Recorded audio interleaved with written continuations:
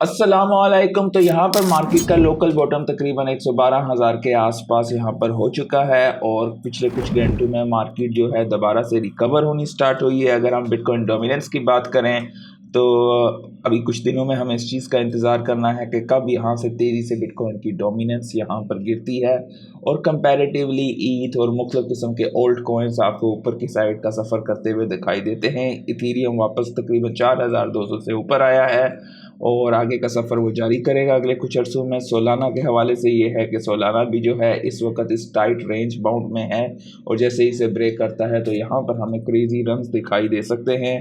और लिंक के हवाले से यहाँ पर ये है कि लिंक जैसे ही इस मेजर एरिया को ब्रेक करेगा अराउंड $27 के आसपास तो हमें वहाँ पर एक क्रेजी रन अपसाइड का दिखाई दे सकता है और बहुत ज़्यादा चांसेस हैं जैसे जैसे इथेरियम ऊपर का सफ़र करेगा तो लिंक पे मार्केट में काफ़ी ज़्यादा लोगों को रिटर्न्स मिल सकते हैं। कुछ सवालात भी हैं दोस्तों के कि कौन सा कॉइन वगैरह उठाना चाहिए, उसके हवाले से मैं पर्सपेक्टिव बता दूंगा। No financial advice. लेकिन मार्केट में एफओएमसी पे फेड की मिनट रिवील हुए हैं और उसमें मेजोरिटी जुलाई की है, बाय द वे ये मीटिंग की report, majority of FOMC official जो हैं वो इन्फ्लेशन को उस वक्त ग्रेटर रिस्क समझते थे रैदर देन लेबर मार्केट। तो ये जुलाई के हवाले से है। अभी इस जुम्मे के दिन क्या बातचीत करते हैं, खैर वो मिनट्स तो बाद में रिलीज होंगे जो कि आगे अगले महीने में होगा सितंबर में। लेकिन आपको मार्केट की वहाँ पर टोन मिलेगी और यहाँ पर हम लोग ये भी बात कर सकते हैं कि इस वक्त ठीक है मार्केट आपको यहाँ पर ऊपर की तरफ जाती हुई दिखाई दे रही है। फ्राइडे के दिन मार्केट में काफ़ी ज़्यादा आपको मैनिपुलेशन होती हुई दिखाई दे सकती है। एक्सचेंजेस के हवाले से अगर हम यहाँ पर बात करें तो यहाँ पर हो सकता है मार्केट को तेज़ी से ऊपर की तरफ लाया जाए। हो सकता है 118 या 117,000 या इवन के 121,000 तक बीटीसी को ला के मार्केट में फ्लशिंग की जाए जितने भी यहाँ पर शॉर्ट लिक्विडेटर्स बैठे हुए हैं। एक जो बेसिक जोन है तकरीबन 115,400 के आसपास है और उसके बाद अराउंड 118,500 और उससे ऊपर जो है 121,000 समथिंग पे। तो ये चीज़ पे नज़र रखिएगा, एकदम बुलिश ना होइएगा। इस वक्त तक मार्केट यहाँ पर साइड वेज है, ठीक है। मार्केट में कुछ और भी खतरात हैं जो कि एक अच्छी चीज़ भी है और बुरी चीज़ भी है। यूएस में लार्जेस्ट बैंकरप्सी फाइलिंग्स जो है वो हुई हैं 446 तकरीबन 2025 में। ये 12% अबूव पेंडेमिक लेवल्स है, सो दैट्स ह्यूज। तो पेंडेमिक लेवल्स में भी इतनी ज़्यादा बैंकरप्सीज फाइल नहीं हुई थी कंपनियों की जितनी कि अब हुई हैं। तो यहाँ पर समझ में आ रहा है कि हाँ भाई उनकी इकॉनमी में कुछ ना कुछ टूट रहा है, चीज़ें ब्रेक हो रही हैं। तो डेफिनेटली यहाँ पर एक एक्शन की ज़रूरत है फ़ौरन। तो ये चीज़ डेफिनेटली मैंने आपके साथ पहले भी एक दफ़ा शेयर की थी ये बात कि बाय द वे हम जैसे आम बंदों को जब तक पता चलता है इस चीज़ का तो ऑलरेडी जो है माशी हालात ख़राब हो चुके होते हैं और उस टाइम पे एग्ज़िट लेना सबसे बड़ी गलती होती है। क्योंकि उस टाइम पे गवर्नमेंट बताती है जब उन्होंने पैसा प्रिंट करना होता है, रेट कट करने होते हैं और उस टाइम पे अगर आप एग्ज़िट हो जाओ और उसके बाद वो जो मेगा रन होता है वो मिस कर जाओ तो वो बहुत बड़ा इंसान जो है पूरी ज़िंदगी उस अपॉर्चुनिटी को मिस करने के हवाले से जो है you will be in pen. तो बाय द वे ये पिछला अर्सा पेन का गुजर चुका हुआ है। होपफुली इंशाल्लाह आगे हमें काफ़ी अच्छी चीज़ें दिखाई देंगी। अच्छा, सेनेटर सिंथिया ल्यूमिस कहती हैं कि we will have the crypto market structure bill to president desk इस साल के आखिर तक की ये बात है। खैर ये लॉन्ग टर्म है। मेटा के हवाले से गालिबा मैंने काफ़ी दफ़ा आपके साथ शेयर किया था कि मेटा जो है 100 मिलियन पे भी लोगों को उठा रहा है। उस वक्त क्या ट्रेड स्किल है, उस वक्त क्या जो है बंदे के पास स्किल सेट है, ख़ास करके एआई से रिलेटेड ही था ये सारा। तो फाइनली ज़ाहिर बात है एक ख़ास हद से ज़्यादा तो लोगों को रोज़गार आप नहीं ना दे सकते 100 मिलियन डॉलर का। तो कंपनी ने जो है ये चीज़ अब वक्ती तौर पे जो है रोक दी है और ये जो अजीब से तमाशे लगे हुए थे। चाइना के हवाले से ये खबर है कि चाइना कंसिडर कर रहा है युआन बैक्ड स्टेबल कॉइन्स। तो ज़ाहिर बात है स्टेबल कॉइन्स अब यूएस डॉलर है तो दे आर बैक्ड बाई, अगर स्टेबल कॉइन जो हैं वो बैक हैं यूएस डॉलर से, यूएस ट्रेजरी से।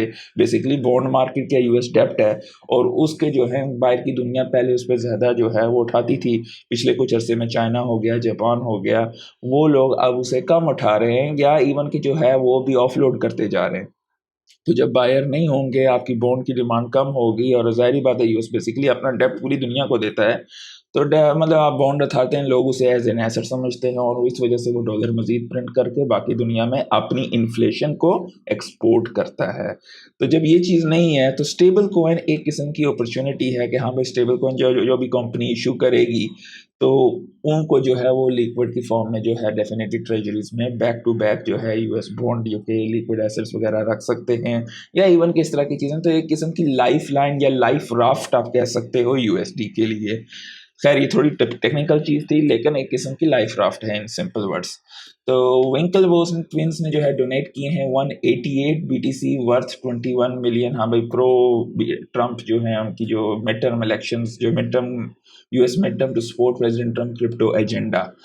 तो ये अब सारी चीज़ें ज़ाहिर बात है सपोर्ट भी होती है, और भी बहुत सारे मकासद वगैरह होते हैं। बीएनबी जो है उसने ऑल टाइम हाई को रीच किया है $880 पे, और ये जो बंदा लिंक था लिब्रा से, इसके एसेट जो है फ्रीज हुए थे 57.6 मिलियन के स्टेबल कॉइन यूएसडीसी जब वो स्कैंडल हुआ था।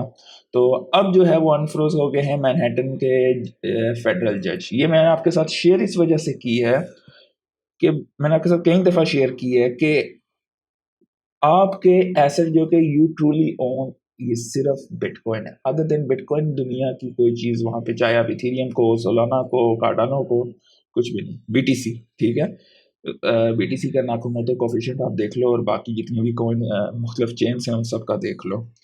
यू अगर आपके वॉलेट में है यू ट्रूली ऑन, उसको कोई बंदा जो है फ्रीज नहीं कर सकता है जब तक उस पर 51% वो अटैक ना हो, और वो फिलहाल इस वक्त कोई ऐसी चीज़ नहीं है जो किसी कर सके। तो बाकी जो कुछ भी है वो कंट्रोल्ड है, ठीक है, इस चीज़ का ख्याल रखिएगा। और रियल स्टोर ऑफ वैल्यू क्यों बिटकॉइन को कहा जाता है, इस चीज़ को समझें। कई लोग जो हैं पेयर ही बीटीसी में रखते हैं, वो कैश की फॉर्म में रखते ही नहीं है, क्योंकि लॉन्गर टाइम फ्रेम में उन्हें मालूम है कि इन्फ्लेशन के हाथों वो मार ना खाएं। तो यहाँ पर ये बताने का मतलब है कि भाई इसके स्टेबल कॉइन थे 57 मिलियन, वो वहाँ पे हुए थे, ठीक है, इसने किया नहीं किया हमें नहीं मालूम, जो कुछ था अभी फाइनली से जो है मैनहट्टन ने जो है कि जज ने जो है वो अनफ्रोज कर दी है। तो ये चीज़ को समझें कि बीटीसी की वैल्यू क्या है, ठीक है। अच्छा, प्रेसिडेंट ट्रंप ने कहा है कि फेड गवर्नर लिसा कुक हैं कि रिज़ाइन कर दो, उन पे कोई क्रिमिनल रेफरल वगैरह थे। तो उन्होंने आगे से कहा है कि फेडरल रिजर्व गवर्नमेंट वाले कहती हैं कि स्टेबल कॉइन्स और अदर क्रिप्टो करेंसीज, सॉरी ये कहाँ पर थी, उन्होंने यहाँ पे जवाब दिया था गालबन, जी। तो वो कहती हैं कि she will not be bullied to step down. तो मतलब वो आपस में बातचीत इनकी लगी है। अच्छा, फेडरल रिजर्व गवर्नर वॉलर कहते हैं कि स्टेबल कॉइन्स और अदर क्रिप्टो करेंसीज जो हैं वो रेवोल्यूशन का पार्ट है। रेवोल्यूशन मैंने आपको समझा दी है, ये किस्म की लाइफ राफ्ट है। मतलब क्योंकि ज़ाहिर बात है दुनिया की जितनी भी बड़ी माशियात हैं 100 साल के आसपास रहती हैं और उसके बाद टर्न अराउंड होता है, तो ये किस्म का लाइफ राफ्ट है यहाँ पर। क्योंकि अगर आप देखें यूएस का जो है डेप्थ जो है वो तकरीबन 37 ट्रिलियन को ऑलरेडी टच हो चुका है, जो which is the greatest in the history. तो ये भी एक किस्म का कंपाउंडिंग इफेक्ट होता है, या तो आप अपनी जनरेशनल वेल्थ बनाते हो कंपाउंडिंग इफेक्ट से, या डेप्थ क्राइसिस भी जब वो जिस तरह बढ़ता है तो एक ख़ास हद के बाद बहुत ज़्यादा तेज़ी से बढ़ता है। तो एक किस्म की यहाँ पर जो है स्टेबल कॉइन की वजह से जो है उनकी बॉन्ड मार्केट के जो उनके बॉन्ड्स हैं उनको उठाने पड़ेंगे, और ये उनको 1 मंथ और समथिंग लाइक दैट उसकी जो है ऑडिटिंग वगैरह भी होगी कि लिक्विड कितने हैं। तो हम लोगों के लिए एक चीज़ ये अच्छी रहती है कि हाँ भाई स्टेबल कॉइन में जब लेते हैं तो ये ना हो कि कल के दिन सडनली क्रैश वगैरह या कुछ हो जाए। लेकिन स्टेबल कॉइन्स भी इतने ज़्यादा मार्केट में आए हुए हैं, तो you have to be very careful about that also. अच्छा, कॉइनबेस सीईओ ब्रायन आर्मस्ट्रॉन्ग कहते हैं कि he believe BTC is gonna go to 1 million 2030। ये बात सही है बिल्कुल। अच्छा, पंप डॉट फन ने दोबारा से रिक्लेम किया है टॉप स्पॉट सोलाना के मीम कॉइन लॉन्च पैड का। तकरीबन 73% मार्केट शेयर अब ये है, और वीकली 4.68 बिलियन का ट्रेडिंग वॉल्यूम यहाँ पर हुआ है। अब पंप डॉट फन आपको बाइनेंस पे नहीं है इस वक्त, इसको लोग भी काफ़ी ज़्यादा ट्रेड करते हैं, और काफ़ी ज़्यादा लोग इसको यहाँ पे मीम्स की ट्रेडिंग भी करते हैं, इस कॉइन की इटसेल्फ भी ट्रेडिंग करते हैं। अब ये आ भी सकता है, नहीं भी आ सकता है। ये एक अपॉर्चुनिटी कॉस्ट होती है जहाँ पर रिस्क फैक्टर होता है कि हाँ भाई अगर बाइनेंस पे लिस्ट होगा you make your profit sudden नहीं, और यहाँ से निकल जाओ, लेकिन होगा या नहीं होगा ये किसी को नहीं पता है। तो मैंने आपके साथ एक पिछली वीडियो में एक में शेयर भी किया हुआ था कि टॉप के 3-4 कॉइन्स हैं जिनमें से ज़्यादातर चांसेस हैं कि एक आध जो है साइकिल में कम से कम आ सकता है। अच्छा 50% of all USDC stable coin जो हैं वो ट्रांसफर जो है वो अब प्रोसेस होते हैं सिर्फ सोलाना के नेटवर्क पे, ठीक है। इथेरियम के स्टेबल कॉइन की market cap all time high पे आई है 142.6 बिलियन पे। मार्केट स्टिल प्राइसिंग कर रही है 85% चांस हैं फेडरल रिजर्व रेट कट के सितंबर में। और मार्केट में इस वक्त जो है न्यूट्रल हैं। कल के दिन लोग काफ़ी ज़्यादा डरे हुए थे। एक भाई का सवाल था यहाँ पर ओमनी नेटवर्क के हवाले से। इटसेल्फ ओमनी नेटवर्क बहुत अच्छा है और इस साइकिल का प्रोजेक्ट है और ये अच्छे रिटर्न्स भी यहाँ पर दे सकता है। टॉप टायर एक्सचेंजेस पर है, कॉइनबेस पे, अपबिट पे, बायबिट, बाइनेंस पे। मैं ज़ाती तौर पर इसे होल्ड नहीं करता हूँ और ना ही इसे होल्ड करूँगा। इसमें दो जो ऐसी चीज़ें हैं जो कि मुझे पसंद नहीं आई हैं, ये मेरी अपनी राय है, मैं गलत भी हो सकता हूँ। अनलॉक के स्केड्यूल के हवाले से अगर हम देखें तो इसका नेक्स्ट बड़ा अनलॉक जो है आपको यहाँ पर मिलेगा गालिबन, ये कौन सी रेंज है, तकरीबन अक्टूबर के आसपास, अक्टूबर 26 के आसपास। तो ये राइट अबाउट योर मार्केट के पीक का टाइम है। यहाँ पर बड़े खिलाड़ी जो हैं वो इसको, ज़ाहिर बात है जिन लोगों ने की भी है इन्वेस्टर्स को जो है होगा तो वो वहाँ पे पैसा निकालेंगे। तो आप अगर तब तक होल्ड करते हो और उसके आसपास पहले बेच देते हो तो डेफिनेटली उस, क्योंकि मार्केट में उसका सीजन चल रहा होगा तो यू विल मेक मनी। दूसरी चीज़ की जो मुझे है, होल्डर्स वक्ती तौर पे इसके कम हुए हैं यहाँ पर। और इसकी डिसेंट्रलाइजेशन के हवाले से देखा जाए तो इसके 91.2% टोकन टॉप 10 होल्डर्स के पास है। जो अगेन हाँ भाई एक्सचेंजेस भी हो सकती हैं, मुख्तलिफ चीज़ें हैं, लेकिन फिर भी it's a very high value. और अगर हम यहाँ पे देखें 65.51% ए के पास है और 11% 4%, तो ये कंपैरेटिवली इतना डिसेंट्रलाइज नहीं है। हाँ भाई अगर आप देखें तो टॉप टायर एक्सचेंजेस पे है, if you are holding it you can make money, लेकिन बी केयरफुल कि अक्टूबर के शुरू में या इस टाइम पे you get an exit from this coin. अगर मार्केट में बुल सीजन आता है तो यू विल मेक मनी, क्योंकि जब इन्वेस्टर्स के पास पैसा आएगा तो अनलॉक होंगे उनके टोकन, तो वो लोग यहाँ पर अपना पैसा कैश आउट करेंगे, पक्की बात है, ठीक है। BTC 114,000 पे वापस आ गया। मार्केट कैप 3.89 ट्रिलियन की है और आज के दिन ओके भी काफ़ी चढ़ा है, कॉन्फ्लक्स चढ़ा है और एरोड्रोम भी काफ़ी चढ़ा है, चेन लिंक भी काफ़ी ज़्यादा चढ़ा है, पगी पेंगुइन्स भी आज चढ़ा है। तो ये सारे कॉइन्स हैं जो कि आज के दिन काफ़ी अच्छे चले हैं। नीचे कमेंट्स में पूछिएगा, अगर किसी चीज़ की समझ नहीं आई है तो आपके साथ शेयर करेंगे इंशाल्लाह जितने इल्म में होगा। लाइक कर दीजिएगा, दोस्तों के साथ शेयर कीजिएगा। अल्लाह हाफ़िज़।